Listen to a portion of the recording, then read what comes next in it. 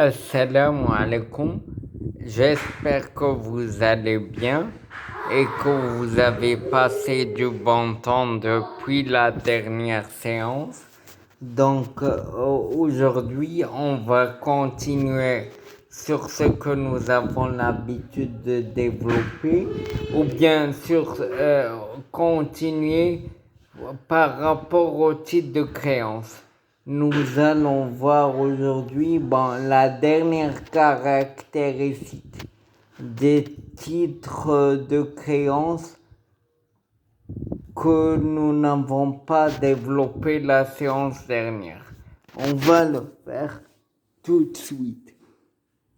Donc la dernière caractéristique est en rapport avec les modalités d'emprunt.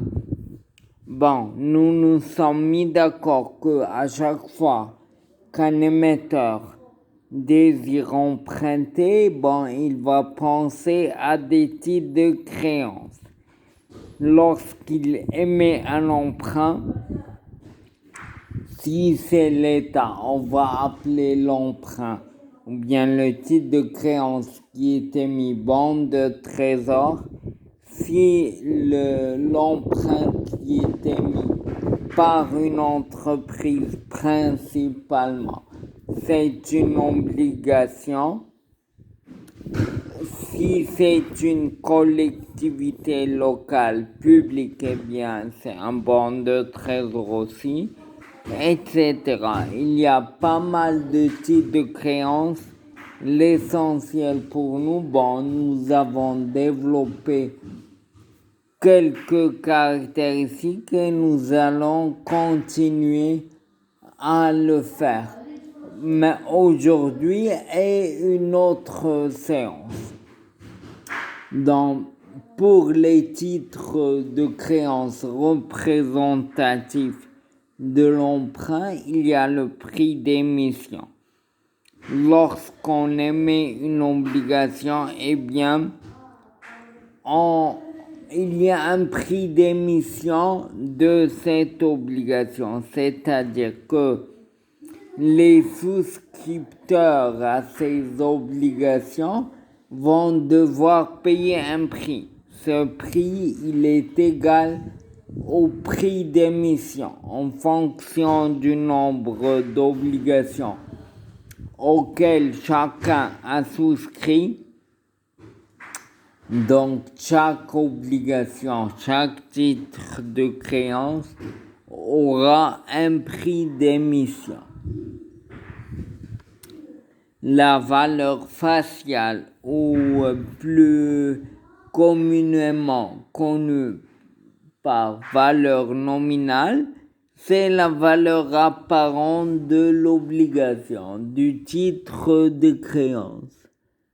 Le taux d'intérêt, le fameux taux d'intérêt, lui aussi, il change d'appellation en fonction du contexte. Nous allons voir plusieurs appellations qu'on peut attribuer au taux d'intérêt. Des fois, celui-ci est appelé taux effectif, des fois taux actuariel, des fois taux semestriel.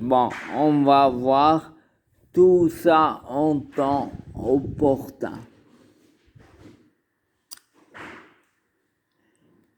Mode d'amortissement de l'obligation, les modes d'amortissement ou bien de remboursement les plus connus sont le mode d'amortissement constant, c'est-à-dire qu'à chaque période, on va payer une partie de l'emprunt initial.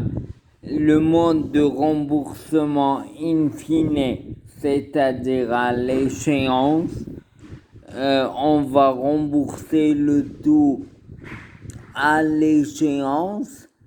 Le prix de remboursement, c'est le prix qu'on va payer pour rembourser l'obligation.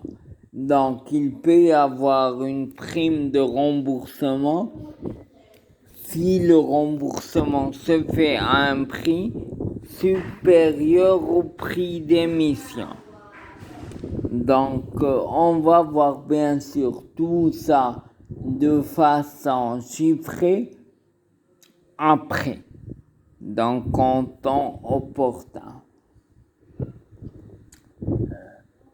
Les risques qui pèsent sur les titres de créance, eh bien, comme on peut imaginer tous, le premier risque, c'est le risque de crédit, ou bien le risque de non-remboursement, ou bien le risque de non-paiement.